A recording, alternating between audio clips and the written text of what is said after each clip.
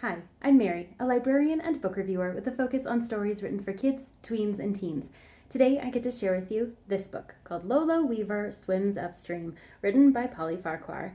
This is the story of Lolo Weaver, who seems like everything in her life has changed since her beloved grandfather died a few months earlier.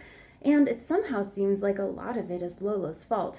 Her grandmother is pretty distant. They've had to give away her grandfather's favorite dog, and her mother is even a little bit distant because she's getting ready to have a new baby. Add to that the complexities of her little town, whose lake had to be totally emptied out in order to make some repairs to the dam. So now their summer vacation is not nearly as fun as it was supposed to be.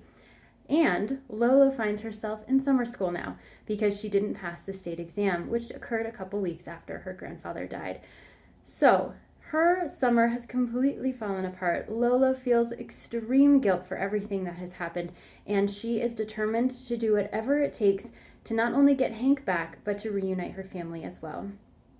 This story is a really lovely coming of age story about an almost 12-year-old who feels like she has the entire weight of the world sitting on her shoulders, even though she's had nothing to do with the fact that the lake is emptied and her family has, all of these troubles. They're not really her fault. She's had some difficulty as well, which is understandable given that her grandfather has died, and everyone manages those emotions differently. Not that anyone is 100% right or 100% wrong in that, but she has made some mistakes with her emotions, but again, nothing is really her fault.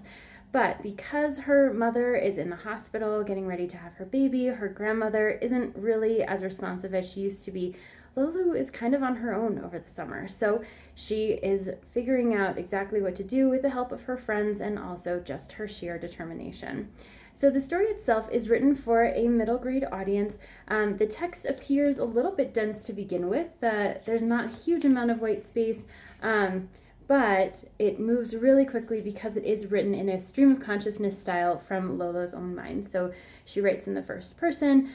She has these lengthy run-ons that kind of go into her mind a little bit. And then also all of the things that she's worrying about kind of come out in little bits and pieces. So as a reader, you have to focus on how all of these things are coming together because they're not necessarily presented in a linear format.